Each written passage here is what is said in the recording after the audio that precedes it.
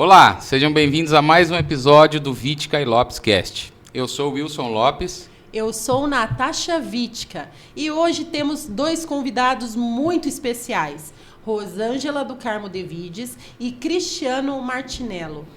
Isso aí, duas pessoas especiais, especialistas em contabilidade, reforma tributária e tudo mais, é o que iremos falar hoje.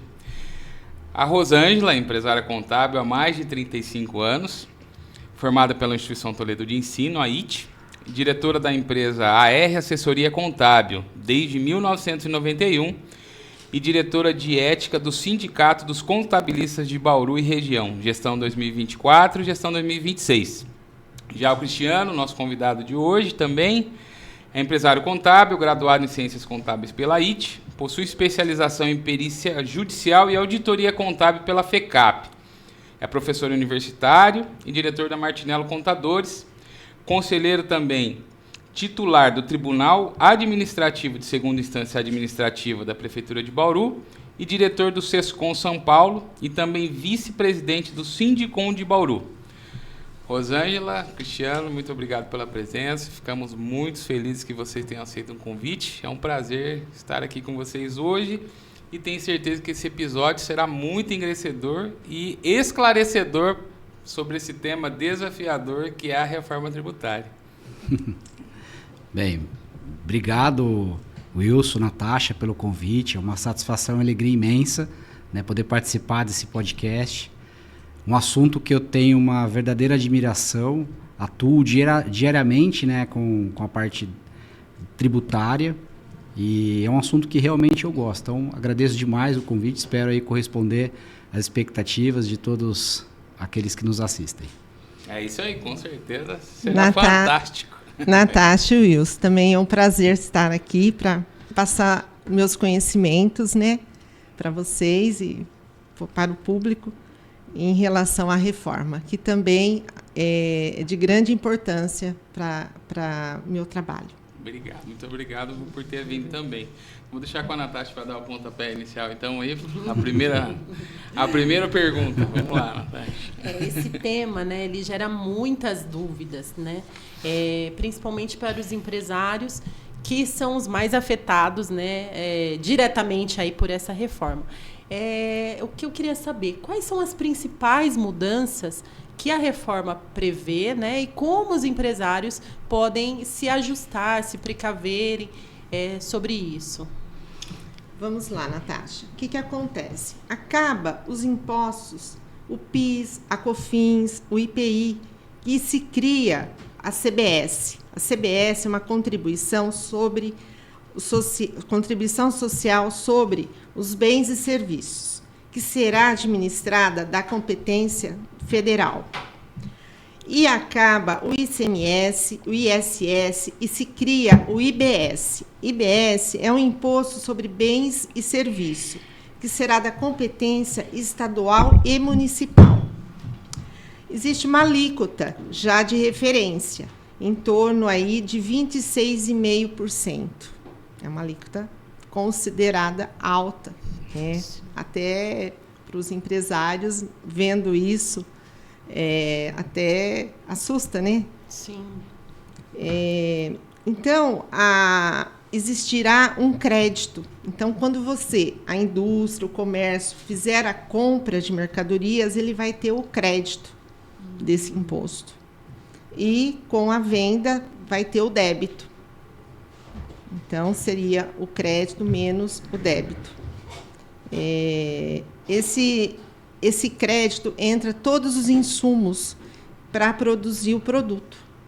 Então, você, por exemplo, uma padaria utiliza farinha, todos os produtos, fermento, então vai vir com um crédito, né, e terá o débito com a venda.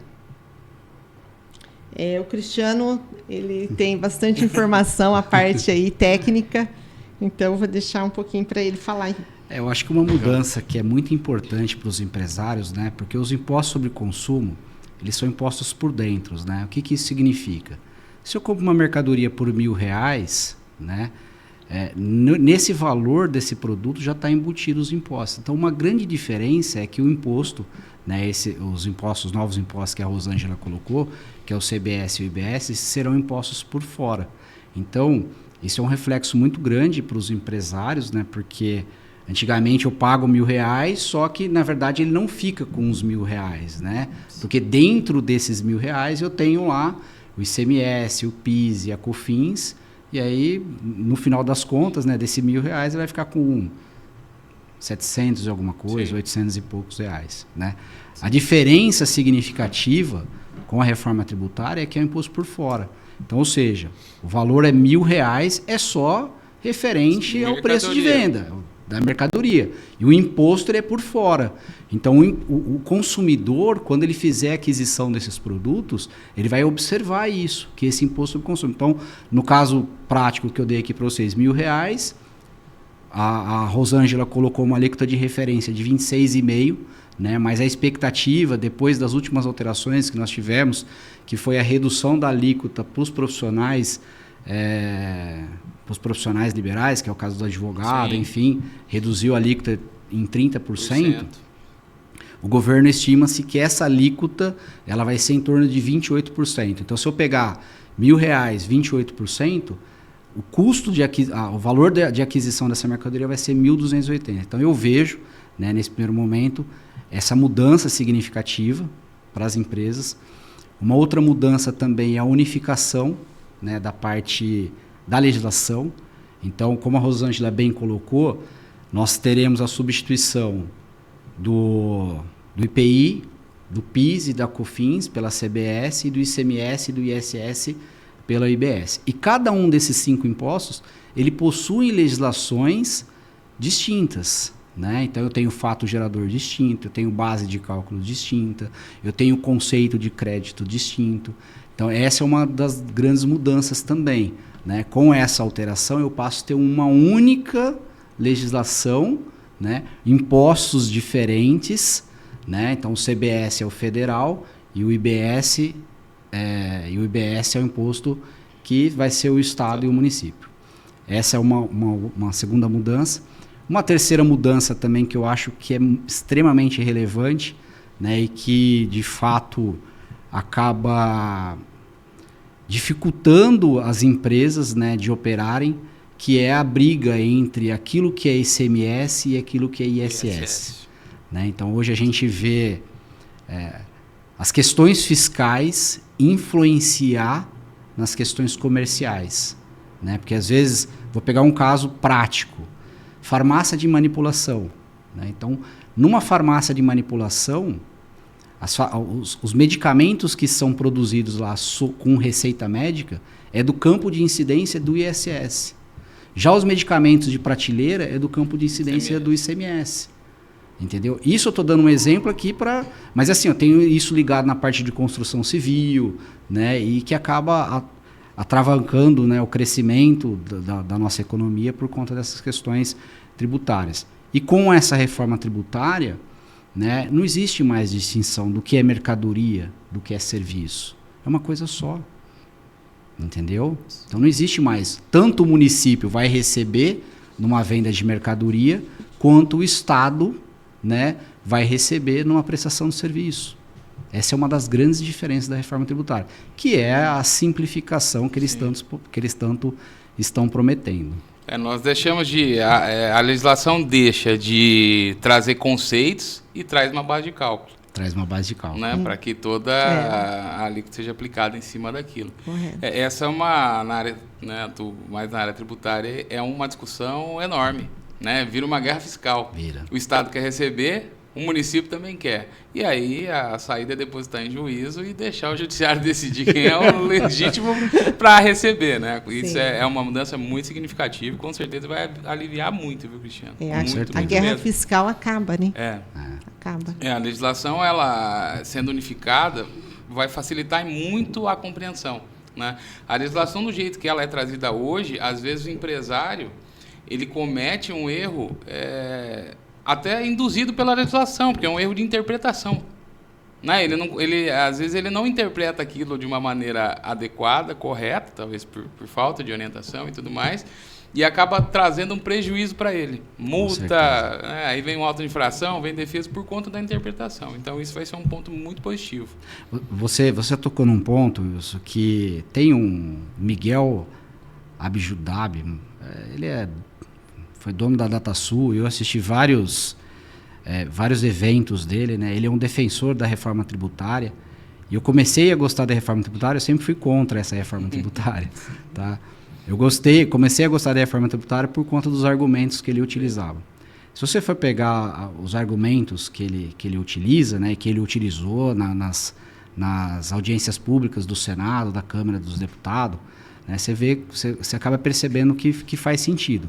Mas para que a reforma, de fato, e eu colocar, você é a favor da reforma? Ela tem que ser implementada da forma como ela foi idealizada. Sim. Né? Claro. Se alguma coisa que foi idealizada não funcionar, para mim a reforma tributária ela não vai ser algo positivo para o nosso país. Vou dar o exemplo, né? O que o Miguel fala? O Miguel fala que o nosso sistema tributário hoje ele tem causas e efeitos. Né? Então, qual que é a causa? Nosso imposto hoje é o imposto declaratório. Né? Então, o contribuinte ele emite o documento fiscal, né?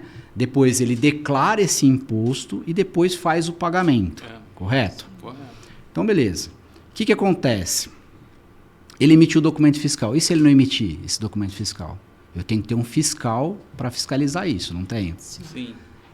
Depois eu tenho que ter alguém para fazer essa autuação, correto? Correto. Aí eu tenho que ter a procuradoria para poder defender o ente federativo. E aí sucessivamente. O que vai acontecer? Eu tenho a declaração, né? Vou fazer a obrigação acessória lá, vou declarar o quanto eu devo, correto? Depois eu vou fazer o pagamento. Vamos supor que ele tem um problema de fluxo de caixa. Ele vai pagar o governo ou ele vai pagar o fornecedor ou vai pagar os seus funcionários? Vai pagar o fornecedor. Aí o que acontece? Eu tenho que ter a parte de cobrança. Né? Então, aí eu tenho essas declarações que são preenchidas, né, geralmente pelos contadores, e aí depois eu tenho o quê? A parte da cobrança desse tributo. Aí eu não tenho pagamento, aí surge a questão do refis. Sim. Aí o governo acaba faltando dinheiro, vamos implementar a substituição tributária. Então você percebe o quanto que eu tenho de efeito referente ao nosso sistema tributário. Então, o Miguel, o que ele falou? Assim, olha, ao invés de a gente tratar o efeito, que é o que a gente vem fazendo, vamos tratar a causa. Entendeu? Então, vamos mudar o nosso sistema tributário. Né? E essa é uma das grandes mudanças também. Por quê? Porque o crédito tributário não importava antigamente se ele tinha sido pago ou não pelo vendedor. Né? Hoje não. Com a reforma tributária, o que vai acontecer? A empresa ela só vai ter direito ao crédito caso aquele imposto tenha sido pago. Então é uma mudança comportamental gigante. Né? E é claro, vai afetar muitas empresas? Vai. Por que vai afetar? Porque as empresas que a gente está comentando aqui, ela trabalha com esse imposto. Então entra no fluxo de caixa dela. Então essa vai ser uma grande... É um grande... ponto de atenção que as empresas vão ter logo no início, né? Entra em vigor a parte do CBS logo em 2027, então elas precisam estar muito atentas, né? Precisa ter muito apoio dos escritórios de contabilidade, dos advogados tributaristas, para que elas iniciem já o ano de 2007 num regime tributário apropriado e que ela sofra o menos possível com a reforma tributária. Tá. E a principal mudança, eu vou começar agora a adequar a minha empresa para a reforma tributária. Qual que é a principal mudança que o empresário deve ter em mente? Eu preciso fazer isso agora para não pagar o preço caro lá na frente, de ficar atrasado, de ter uma carga maior, de ter um prejuízo. Qual que é a principal, qual que é a chave? Eu preciso fazer isso agora. O que ele precisa fazer? Porque tem muita gente perdida, Cristiano. Tem muita gente assim que... Eu não sei o que fazer. Qual que é o primeiro ponto que ele tem que se adequar? Olha, pode falar, Rô. Eu acredito que seria, né, o valor do produto. Ele precisa voltar e administrar o cálculo do produto. Por quê? Quem paga o imposto é o consumidor, não é o empresário. Então, um dos pontos que ele tem que voltar e recalcular todo o produto. Tá, fazer todo o cálculo de o margem. Cálculo de e tudo margem, mais. tem que ter um sistema muito bom, tá? Eu acho que é um dos pontos que eu acho relevante. E você acha que a opção pelo regime tributário uma alteração pode contribuir em alguma coisa? E o que contribuiria? O que vocês acham? Hoje eu estou num regime, mas a reforma tributária talvez possa me ser favorável à adoção de outro regime tributário, por exemplo. Teria essa possibilidade, essa estratégia? Seria viável ou não? Eu posso, antes de responder essa, complementar uma da Rô, que eu Claro, acho que é extremamente claro. importante. Claro. Né? Eu acho que nós estamos... uma reforma tributária vai entrar em vigor agora.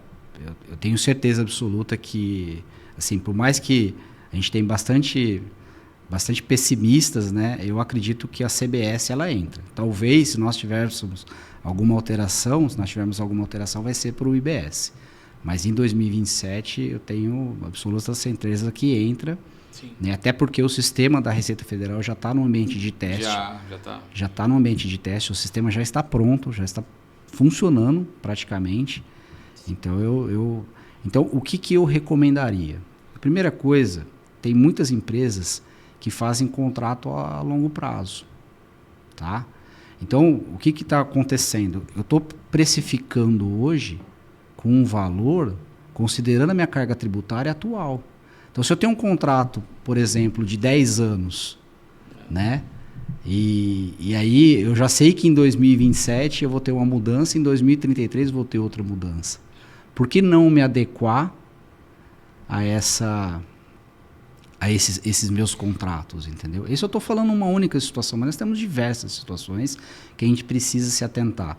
Uma outra coisa muito importante que a Rô falou é a questão do preço. Né? Isso vai ser o fator determinante para a escolha de um bom regime. Né? Por que ele vai ser um fator determinante? Porque a reforma, a Rosângela colocou inicialmente, né, que uma das grandes mudanças é a possibilidade do crédito pleno. Né? Então, por exemplo, né, você atua na área tributária, nós temos lá uma restrição muito grande com relação ao crédito PIS e COFINS, com relação ao ICMS, ele é taxativo. A legislação traz de forma expressa aquilo que você tem direito do crédito. E com a reforma tributária, ele é muito amplo. Ele falou assim, olha, você pode creditar o que, desde que não seja de uso pessoal, você pode ter direito do crédito. Entendeu? Então, as empresas, elas vão ter que se atentar a isso, principalmente as empresas do Simples Nacional.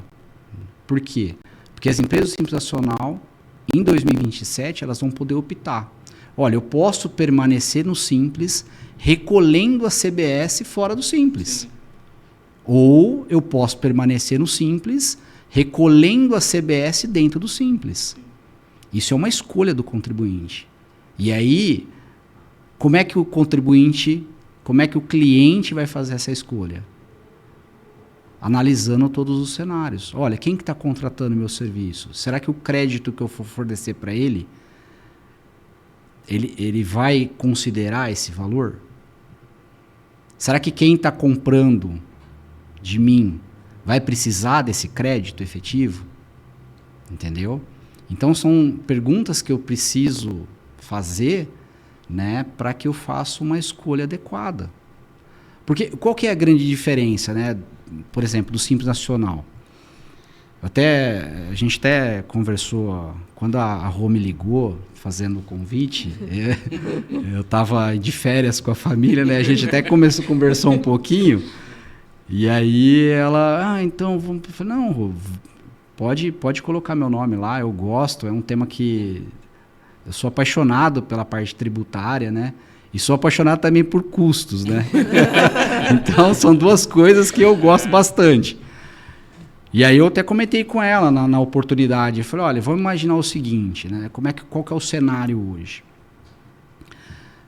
Imaginemos uma empresa do lucro real comprando uma mercadoria.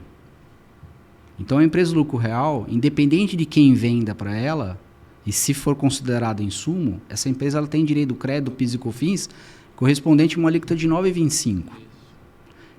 Independente de se esse meu fornecedor é simples, se ele é presumido, se ele é real. É 9,25 e acabou.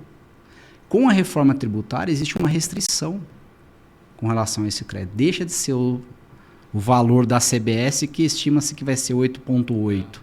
Entendeu? Deixa de ser esse valor. Vai ser o valor efetivamente pago dentro do Simples. Então, muitas das vezes, eu pago uma alíquota lá de Simples Nacional de 10%, mas para a CBF eu estou pagando 2%. E quem que vai determinar isso? Quem está comprando. Olha, será que vale a pena eu comprar do fornecedor A ou do fornecedor B? Ó, o fornecedor A está me vendendo essa mercadoria com crédito de 8,8%. E o fornecedor B? Ó, está me vendendo essa mercadoria com crédito de 2%. E aí eu preciso ter uma análise o quê? Não uma análise financeira, uma análise econômica. Olha, eu estou pagando 9%, eu estou pagando um valor e vou recuperar 8,8%, entendeu? Sendo que se eu comprar de um Simples, eu pago o valor para o fornecedor e recupero só 2%.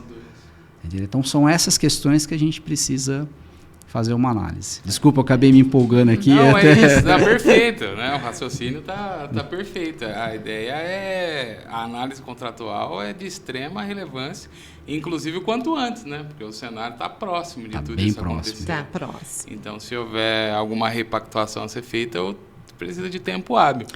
E é muito interessante. Mas a minha dúvida com relação a esse ponto é assim, será que não surgirão muitos pontos que vão desestimular as empresas de maior porte, Cristiano, a ter como fornecedores microempresas por conta desse crédito? Olha, refletindo, é um ponto, eu vou perguntar isso para o Cristiano e para a Rosângela, porque me parece que vai causar um desestímulo, né? É assim, ó, existe uma corrente muito grande, né, que as empresas do Simples Nacional serão as mais afetadas e que indiretamente, né, as empresas do Simples elas vão atingir o objetivo para qual elas foram criadas, né, que seria para pequenos negócios, né, são pequenos negócios. Hoje ela é utilizada de forma indistinta, né? 10 empresas. 10 empresas. Então, eu acho que é uma correção que o governo... Assim, ele não fala de forma direta, mas se a gente for analisar do ponto de vista na prática do dia a dia, a gente acaba chegando a essa conclusão, né? Especialmente por conta do crédito. Uma outra coisa que eu gosto sempre de comentar, né? Então, eu falei de uma análise de custo. Então, imaginemos o seguinte, você vai comprar um produto que é de extrema importância, né? Isso daqui que eu vou passar para vocês. Vamos imaginar o seguinte, você vai comprar um produto por R$1.000. Vamos voltar àquele primeiro exemplo. Aí eu tenho de custo, né, os R$1.000 mais o imposto. Vamos colocar uma alíquota de 28%. Então, o custo de aquisição da minha empresa vai ser 1.280. Só que assim, ó, se eu for uma empresa não optante pelo Simples Nacional, o meu custo de aquisição vai ser R$1.000. Então eu vou precificar o meu produto partindo de 1.000, porque 280 eu recuperei. Agora, se eu for uma empresa do Simples Nacional que não optei pelo recolhimento do CBS e da IBS de forma apartada, o meu custo de aquisição vai ser 1.280, porque eu não tenho o que recuperar. Entendeu? Então essa é uma outra questão que as empresas deverão se adaptar. E mais o imposto do Simples. E mais o imposto quando ele vender, entendeu? Quando ele vender. É que eu não sei, mas num primeiro momento, me parece que no final, essa empresa ela perde mercado, né? Vai perder mercado. Porque ela não consegue concorrer. Eu tenho comigo que as empresas do Simples Nacional, e é claro, isso é uma opinião do Cristiano, tá?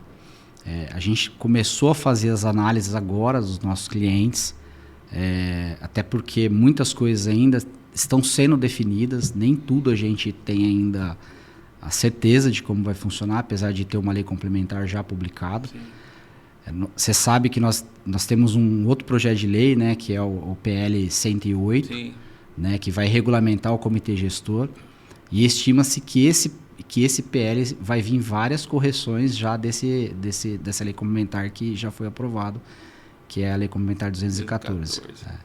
Então, assim, a gente está aguardando com ansiedade, né, a aprovação desse projeto de lei, o 108, porque na calada da noite eles podem fazer algumas alterações. Mas a minha opinião, né, sendo de forma objetiva, eu acredito que as empresas do Simples Nacional ela servirá apenas para pequenos negócios, né? Aquela empresinha que vende para consumidor final, né? Se você tem uma relação comercial com uma outra empresa, B2B, eu acho que vai perder um pouco o sentido. Né? Por uma questão de custo, né? Análise de custo.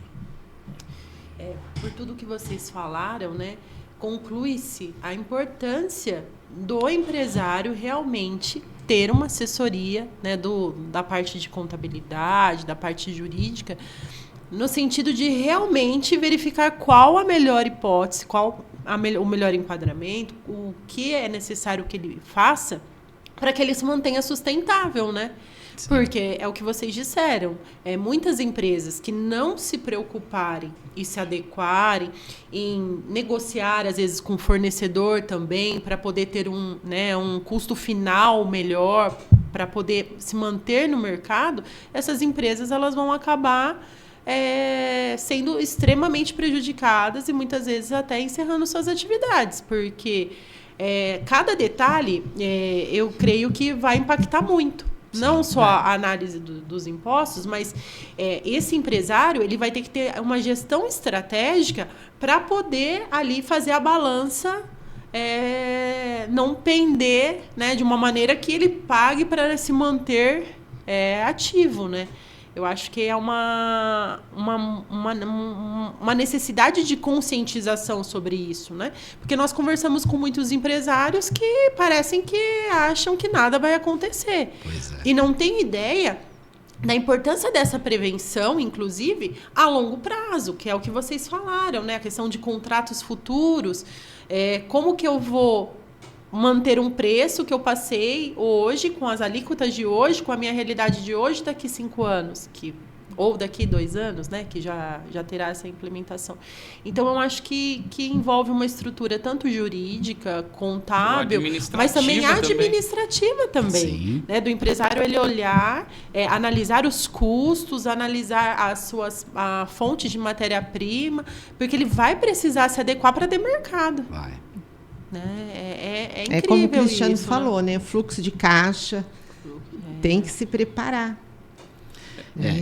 E não existe uma receita de bolo, né? É caso a caso, né? Caso a caso. A gente vai ter que trabalhar cliente por cliente, porque cada um tem a sua realidade. Cada um tem o seu mercado, né? Cada um tem o seu fornecedor. Então, a gente vai ter que fazer uma análise individual. Você sabe que nós já passamos por isso, né? Quando nós tivemos a implementação da lei do Simples Nacional, que foi em 2007, né, nós tínhamos antigamente 2 regimes tributários do Simples. Né? Nós tínhamos o Simples Paulista e nós tínhamos o Simples Federal. Então, a restrição maior de opção pelo regime simplificado era da parte estadual. Né? Então, eu podia optar pelo federal e não necessariamente pelo estadual. E o que restringia o estadual era o quê? Era eu vender para outra empresa. Então, eu tinha que obrigatoriamente, quando eu optasse pelo regime paulista, né, que a gente falava, eu tinha que vender para um usuário final. E aí, com a unificação do Super Simples, né, a unificação do Simples, que originou o Super Simples, né, falava-se muito Super Simples, essa regra acabou. Então, todo mundo passou a optar. E aí, o que aconteceu? As empresas que eram Simples Federal e eram Simples Paulista passaram a ser Simples Nacional.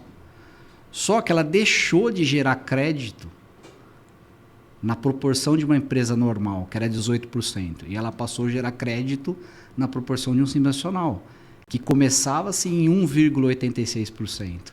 O que aconteceu? Quando teve essa mudança, muitas empresas foram para um Simples Nacional. Na hora que foram vender, o adquirente falou, tudo bem, só que eu quero desconto agora. Não, por que desconto? Estou fazendo o mesmo preço. Não, mas antigamente você me transferia 18% de ICMS. Agora você está me transferindo 1,86%. Entendeu? E ninguém se atentou para isso. Entendeu? Então, praticamente nós estamos passando né, por esse momento. Acredito que não aquilo lá serviu como, acredito que serviu como um exemplo, né? E eu acho que os escritórios, os profissionais da área do direito, né? Aqueles que estiver bem antenados, se atualizado, né, com a reforma tributária, vão certamente sair na frente, prestar um bom atendimento para os seus clientes, e os clientes vão conseguir superar essas mudanças com mais facilidade. Acho que no início vai ser um pouco conturbado esse período de transição. Vai ser. Né? Até teve um relatório oficial do STJ na semana passada, e no relatório, em suma, ele diz o seguinte: será uma chuva de mandados de segurança, né? Porque várias coisas vão ficar totalmente assim, vão surgir as brechas, né? Então as ações judiciais com certeza virão. Mas eu imagino o desafio de vocês em falar para o cliente e colocar na cabeça dele de que ele tem que mudar o regime tributário que ele se enquadra. Eu acho que esse é o maior desafio dos contadores, porque o empresário tem a visão de que sempre que ele altera o regime tributário, ele entende aquilo como um prejuízo. Né? Mas eu vou alterar, eu já estou tendo prejuízo. Nem alterou, mas só de falar ele já tomei prejuízo, já recolhi a mais. E aí eu imagino o tamanho do desafio que vocês vão enfrentar para que esse planejamento todo aconteça. Vai ser, né, bem difícil. Vai ser uma quebra de paradigmas imensa. Acho que vai ser um trabalho a 4 mãos. Né? Vou ter que chamar o empresário e falar: vem cá. Né? Nós teremos calculadoras, né, para fazer isso tudo. Né? Mas eu acho que é o feeling, né? Eu acho que é conhecer toda a reforma, conhecer o negócio. Foi o que eu coloquei inicialmente. Eu acho que tem que ser a 4 mãos. Não adianta só o empresário tomar a decisão ou só o contador. Eu acho que a gente tem que analisar inúmeros cenários para poder tomar uma decisão certa e a empresa continuar crescendo e se desenvolvendo. Sim, perfeito, Cristiano. Hoje mais de 80% das empresas são Simples Nacional. São Simples Nacional. Então, eu acho também que o governo, né, essa reforma também deve ter algum regulamento ainda, né, para amparar. Alguma coisa eu acredito que venha a ter, sim. Alguma coisa boa deva haver desse conselho, né? Isso. Gente, mas falando então de oportunidades, aí, o que a reforma tributária pode trazer de oportunidade para os empresários, de coisa boa? Vai ser legal, melhorou, é viável, tirando essa questão da legislação, da unificação, da simplificação da legislação. O que eles terão de oportunidade, Cristiano? O que você enxerga? De oportunidade? Bem, eu estou vendo bastante oportunidade para os contadores, para os advogados. Né? Isso é ótimo. Não, agradecemos muito, é ótimo. Que venham muitas. Contadores, advogados. Que venham muitas oportunidades. Eu vejo oportunidade para isso. Agora, para os empresários, eu vejo mais uma simplificação, né? A reforma ela traz, por exemplo, né? Eu acho que a questão de você ter filiais instalada em vários locais. Então, hoje deixou de ser você tem que descentralizar a sua operação, né? Então, você tem uma empresa em Bauru, uma empresa em Espírito Marília, Santo, né? em Gagudos, cada uma é uma apuração distinta. Né? Com a reforma tributária, ela vira uma apuração única. Né? Nós temos uma outra questão também que facilita bastante, que é o cadastro único. Né? Então, as empresas, hoje ela tem CNPJ, ela tem inscrição estadual, ela tem inscrição municipal. Né? Então, isso acaba também. Né? Então, nós vamos ter um único número que vai abranger, né, a identificação da empresa, que vai ser o CNPJ. Então, é uma coisa interessante. A Rô tocou num tema muito importante aqui, que é a questão da guerra fiscal. Né? Então, hoje, as empresas que operam no e-commerce, elas têm muita dificuldade. Né? Muita dificuldade, porque elas estão estabelecidas em Bauru, elas vão vender para outro estado, precisa saber se essa mercadoria é importada ou não é, porque eu tenho a alíquota interestadual, né? E aí o que a reforma traz? Que a carga tributária, né, o tributo, ele vai ser cobrado pro CEP. Né? Então, sistemicamente, eu vou conseguir fazer isso de uma forma muito fácil. Porque eu vou ter 5.000 e poucas alíquotas, mas vai ser só alíquota para o município, não vai ser alíquota para o produto. Sim. Entendeu?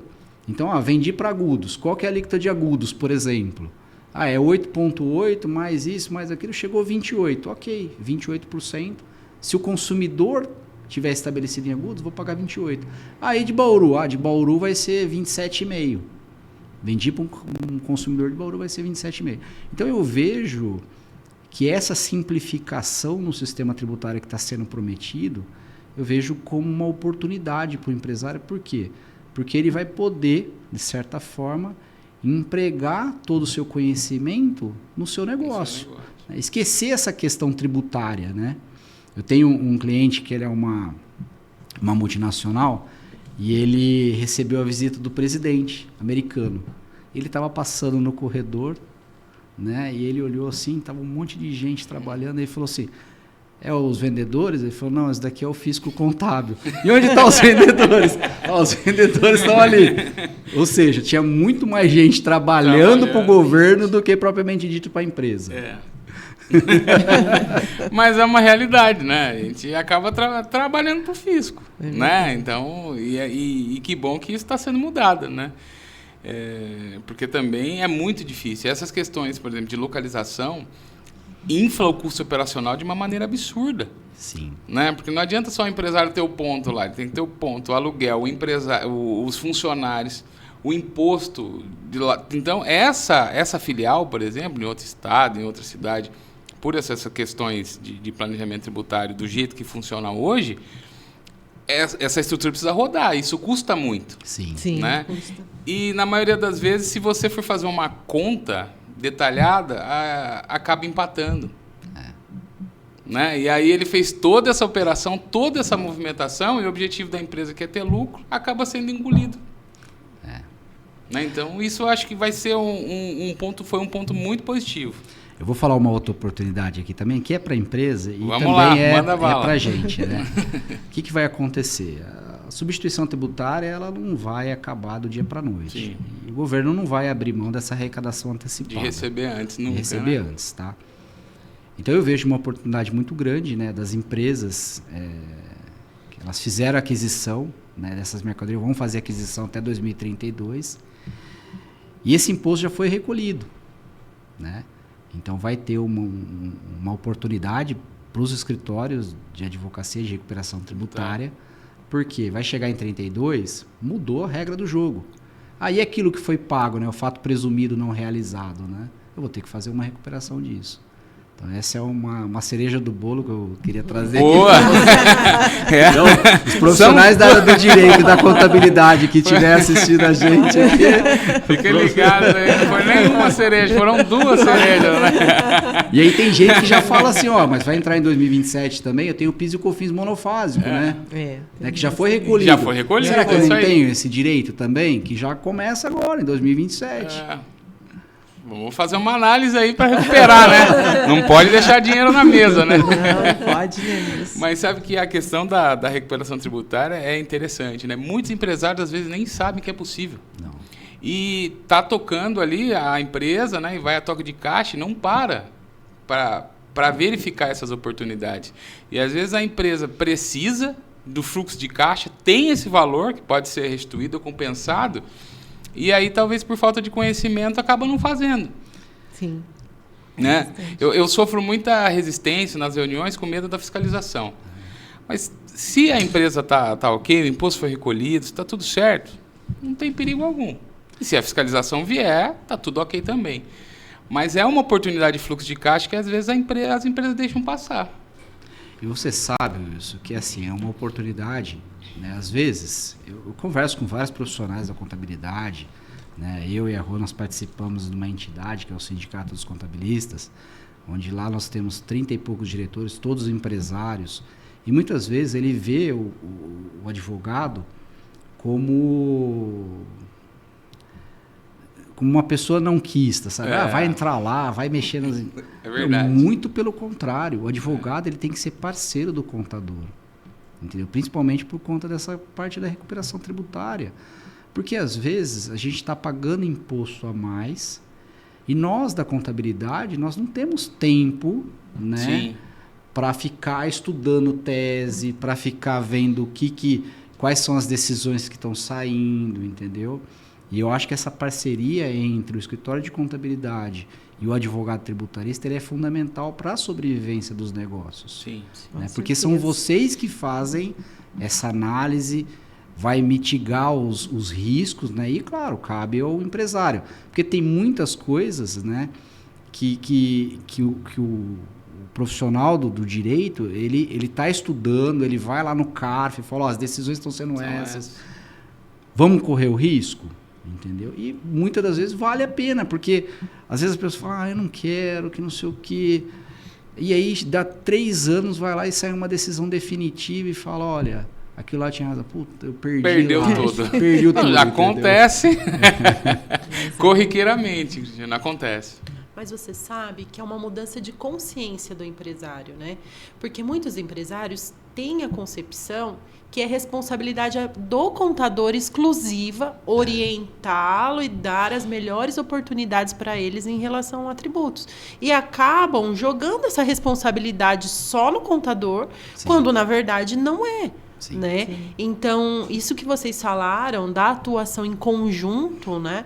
Eu acho que é de extrema importância, porque não é responsabilidade do contador fazer esse planejamento e desenvolver teses para diminuir o imposto do cliente. Isso é algo que tem que ser trabalhado em conjunto com um especialista em direito tributário. Com certeza. Né? Só que, infelizmente, muitos empresários têm essa visão de jogar toda a responsabilidade no contador e depois, quando paga imposto, também joga a culpa no contador. Né?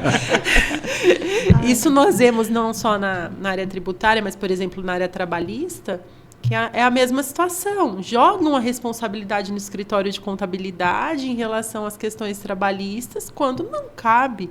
Né, ao escritório de contabilidade orientá-lo diretamente em relação a decisões dos tribunais na área trabalhista. Então, eu vejo que é uma mudança realmente de consciência e que hoje, em tudo, né, nessa parte empresarial, cada vez mais se aceita menos o amadorismo. Exatamente. Os amadores, infelizmente, vão acabar sendo extintos, porque o acesso à informação, né, o acesso do próprio fisco para poder fiscalizar, porque antes as pessoas iam um pouco que levando, vamos ver o que dá. Mas hoje o fisco tem meios para descobrir tudo que está ali por baixo do que é declarado. Então, eu creio que não só a reforma tributária, mas o cenário atual exige cada vez mais que as pessoas, que os empresários se conscientizem que não é possível mais ser amador. E você não precisa saber tudo, você tem que ter pessoas que tenham qualificação para poder lhe auxiliar, né? Exatamente. Então, eu não sei o que vocês pensam sobre isso, mesmo. mas... É isso mesmo. Eu vejo uma outra questão também, Natasha, até complementando, né, que é importante que esses empresários, né, eles procurem indicação desses profissionais, né, que estão no mercado, o que eles estão fazendo, né, porque ao mesmo tempo que a gente tem profissionais bons, né, a gente tem profissionais ruins também por falha no nosso sistema. Né? Vou pegar um caso do Simples Nacional, né, então... Nós tivemos várias empresas de recuperação de crédito tributário que bateram na porta dos nossos clientes prometendo mundo e fundos. Né? E aí, a hora que a gente começa a pesquisar, na verdade, eles fazem uma recuperação que não existe, não é pautada numa legislação. Eles simplesmente vão lá, altera as regras tributárias sem nenhum embasamento, porque o sistema do Simples Nacional hoje, ele é falho. Ele não consegue pegar. Então, a pessoa vai, faz essa recuperação, o governo tem 60 dias para avaliar, ele não consegue, porque ele não tem mão de obra para isso, e ele concede o crédito, e aí muitas empresas, né, acabam perdendo um pouco a confiança por conta desses profissionais ruins. Então, é importante também para os empresários, né, ter referência. Olha, onde que ele está estabelecido? É aqui de Bauru? né? E outra coisa, né? Valorizar a nossa cidade, né? Sim. A gente tem ótimos profissionais aqui, ligados à área do direito, na área de recuperação tributária, né? Que fazem excelentes trabalhos. Sim. Eu sempre falo que contratar um prestador de serviço, né, é diferente de você comprar um produto, né? Sim. E, infelizmente, as pessoas não têm essa consciência. Muitos acreditam e vão diretamente no preço. Mas o prestador de serviço você não pode ver a qualidade dele pelo preço. É diferente, por exemplo, na verdade não sou eu que falo, é meu sócio Wilson que fala isso. Retificando. Mas, eu acho um pensamento muito correto. Porque é diferente, por exemplo, eu quero comprar uma Coca-Cola. Sim. Então, se eu for em um estabelecimento que cobra Coca-Cola R$1, se eu for em outro que cobra 5, outro que cobra 3, e eu quiser comprar o de R$1, é a mesma Coca-Cola. Sim. Né? Não tem a importância do local que eu comprei, porque é aquele produto. Eu estou comprando um produto, o preço que colocaram, eu vou comprar e vou ter o produto. O serviço já não é assim. Né? Então, acho que serviço você não pode contratar por preço, mas sim por qualificação. Exatamente. Né? Porque o preço, o bom profissional, o profissional que se qualifica, o profissional que se atualiza, o profissional que tem uma estrutura, porque uma recuperação tributária exige uma estrutura. Exige. Né? Porque hoje você vê muito na internet os vídeos, em 2 horas você vira recuperador tributário se você me pagar tanto no meu curso. Né? É bem por aí, viu? Né? E aí você vê que a pessoa não tem estrutura, a pessoa ela não tem uma empresa constituída, ela não paga nem os impostos dela e quer recuperar o seu. Né? Infelizmente. E aí as pessoas querem que todos pratiquem aquele mesmo preço. Porque, mas o fulano cobra 100, por que você está cobrando 1.000? Exatamente. Né?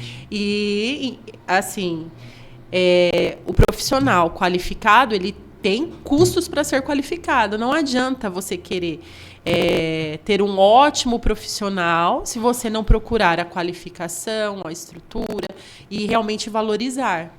Né? Então, acho que é uma necessidade de conscientização, que tem certas situações que não adianta você economizar, que a economia vai sair caro no final. Muito caro. Bem O caro. prejuízo Nossa. que aquele profissional vai te causar, porque, por exemplo, nesses casos de recuperação tributária, nós vemos algumas empresas que acham que estão lá fazendo a recuperação, daqui a pouco são notificadas para pagar absurdo, porque aquilo tudo foi feito errado. Só que nisso ela já pagou, inclusive, os honorários para quem fez a recuperação. E aquela recuperação não é aprovada, porque não está de acordo com a lei. Exatamente. Entendeu? Então, o que vocês acham sobre isso?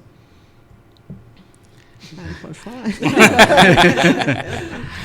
Não, eu acho perfeita a sua colocação. Eu vejo... Nós já tivemos várias situações lá no escritório, inclusive de cliente ser chamado na Polícia Federal, responder processo, enfim. Então, eu vejo, assim, as suas observações perfeito. Né? Eu acho que a gente precisa, sim, contratar pessoas qualificadas, né, para que o resultado ele seja satisfatório. Porque às vezes a pessoa ela só vê aquele momento. Olha, eu vou lá, vou contratar um profissional, ele vai fazer uma recuperação. Essa pessoa pega o dinheiro, coloca a malinha embaixo do braço, você nunca mais vai ver ela. Entendeu? Então eu vejo sim que é um ponto de atenção muito grande para os empresários da contabilidade. Nós temos muitas situações de recuperação tributária existente no nosso país. Teremos ainda muito mais, mas que isso precisa obrigatoriamente ser feito por um profissional qualificado. Né? Não dá para a gente trabalhar isso de forma amadora. Né? Esse caso que eu dei aqui de exemplo para vocês é um caso clássico.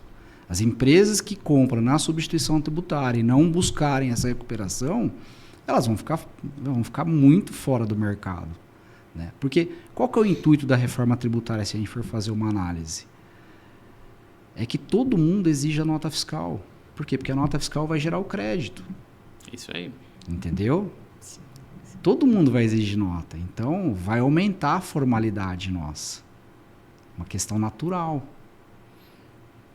Até a questão do split, né? Split payment, Split, agora Já vai ser a autodivisão, né, dos impostos, que é de cada um, já vai ser... Não sei como que a instituição bancária vai administrar isso, né, Cristiano? Não sei se vai haver uma sobrecarga, como que vai acontecer isso no começo? Lógico que isso já vem de um modelo de outros países, mas isso vai ser uma coisa transformadora. Nós teremos assim, existe um grande desafio do Split Payment. Se a gente quiser fazer um podcast só de Split Payment, a gente consegue. Eu gosto muito desse tema. Então, me aprofundando, é um desafio, hein? É desafiador. Eu sou professor universitário, né? O ano passado eu fiz uma orientação de um trabalho, né, sobre o Split Payment e os meus orientados, né, eles ganharam lá na IT como um dos melhores trabalhos de iniciação científica. Então, só para dar um conceito, né, do que é o Split Payment, às vezes as pessoas falam, mas o que é o Split Payment, né? Na verdade, o Split Payment é uma divisão do pagamento, né? Então, isso já ocorre na parte do e-commerce, né? Então, o vendedor, quando ele coloca sua mercadoria numa plataforma, seja ela Shopee, Mercado Livre, eles cobram um custo, né? Então, você tem a taxa, né, desse operador, porque a gente chama de operador logístico. Né? Então, tem essa taxa de operador logístico. Então, imaginemos o seguinte, que ele cobra lá R$100 dessa mercadoria e aí o Mercado Livre cobra 16%, o que vai acontecer? Né? Desses R$100, 16% já fica para o Mercado Livre. A diferença ele repassa para o vendedor. O Split Payment, na verdade, ele tem a mesma finalidade, tá? Só que relacionado ao imposto. Então, o exemplo que eu dei dos R$1.000, né? Se eu fiz uma venda no valor de R$1.000 mais 28% de imposto, o que vai acontecer? R$1.000 vai para o vendedor, 280 já vai para o governo. Tá? Essa é a liquidação tributária na operação financeira. Tá? É claro que o Split Payment, né, ele teve vários países que não deram certo, mas nós temos algo que é diferente desses outros países. O que a gente tem de diferente? Primeiro, que o nosso sistema de emissor de nota fiscal, ele está ano-luz mais à frente de muitos países, né? Então, o Brasil, todo o ambiente dele é um ambiente já informatizado de emissão de notas fiscais. Inclusive, o estado de São Paulo, dia 31 de dezembro, aquele SAT, que é o Sistema Autenticador e Transmissor do cupomzinho fiscal, ele deixa de operar. Por quê? Porque esse documento fiscal era exclusivo do estado de São Paulo. E aí, para o estado de São Paulo se adaptar ao ambiente nacional, entendeu? Ele falou, eu vou descontinuar isso daqui, e aí todos os contribuintes utilizam a nota NFC para que ele possa ficar dentro do compliance tributário, né? Ter um documento válido. Então percebam, né? O governo ele já tem essa estrutura. Uma outra estrutura que é muito boa é a parte financeira, né? Então nós temos hoje um dos maiores sistemas financeiros, né? O sistema de tecnologia da área financeira. Então, assim, se unir as duas tecnologias que a gente já possui, o Split Payment tem tudo para dar certo. O que eu vejo que é um erro no Split Payment? É que o custo operacional ele transferiu para a instituição financeira. Então, quem que vai ter que desenvolver toda essa comunicação, como é que vai funcionar essa tecnologia, tudo, né? Então, por exemplo, o Bernardo Api, que é o secretário da Reforma Tributária, ele falava de uma forma muito categórica. Não, Split Payment. E aí o Split Payment ele tem várias formas de operar. Tem um Split Payment normal, tem um Split Payment inteligente, né? Então, o Split Payment inteligente, como é que funciona? Ele, online, ele já confere a conta fiscal do vendedor e vê se ele tem crédito. Se ele tiver crédito, ele já abate. E ao invés de ele se reter os 280, ele vai reter só 80. 200 ele vai repassar, porque o cliente já tem. Uma outra situação, por exemplo, é um split payment de carga média. Então ele chega, por exemplo, no supermercado, quantos que você recolhe de tributo? Né? Recolhe em média 2,8. Entendeu? Então não vai pagar os 28, não vai fazer o split dos 28, vai pagar do 2,8. A diferença depois, o contribuinte vai fazer o recolhimento. Então, quando nós iniciamos a nossa conversa e eu coloquei que a reforma tributária, né, o bichinho, né, o mosquitinho da reforma tributária me picou, né, eu falo Ficou o seguinte... de verdade. Eu falo assim, que a reforma tributária ela vai ser boa desde que tudo que foi planejado aconteça. Se não acontecer, executado, né? Se não acontecer, vai ser o pior investimento que o Brasil já fez. Vai ser judiciário, ação em cima de ação. Nossa. Preparem, Wilson. E venham muitas oportunidades para todos nós, né? Amém. Gente, conversa muito boa, mas já se passaram aí 1 hora do nosso tempo e foi muito bom, muito esclarecedor. Muitas dúvidas que eu tinha foram sanadas e eu estou saindo daqui mais reflexivo ainda do que eu entrei. E isso é ótimo. Prazer. A gente agradece muito pela presença de vocês. E nós queremos que vocês deixem uma mensagem. Aquela câmera ali é de vocês. E uma mensagem para quem nos assiste. Pode ser sobre a reforma tributária, sobre negócios, sobre motivação, sobre o que vocês quiserem. E podem abrir o coração. Não, eu queria só agradecer, né, a oportunidade de falar, né, de um tema que eu gosto muito e me colocar sempre à disposição de vocês, né, e desejar sorte para os empresários, né. Nós vamos passar por um momento conturbado, afinal vai ser um tempo, né, 2027 até 33, então assim vai ser um tempo muito desgastante para as empresas. Que elas tenham fé, contratem profissionais habilitados, profissionais que estão buscando, né, a entender as mudanças que vão ocorrer, que tudo vai dar certo e eles vão crescer, certamente. É isso aí. Eu também só tenho a agradecer, né, a oportunidade de estar aqui com a Natasha e o Wilson. E é isso, a reforma vai dar bastante trabalho, né? Os empresários precisam estar muito atentos, né? E tá entrando em contato conosco, né? Com os contadores, a parte técnica de software tem que estar tudo muito bem redondinho, né? Então é isso. E que, como ele falou, né? Temos aí até 2033 aí para definir tudo aí.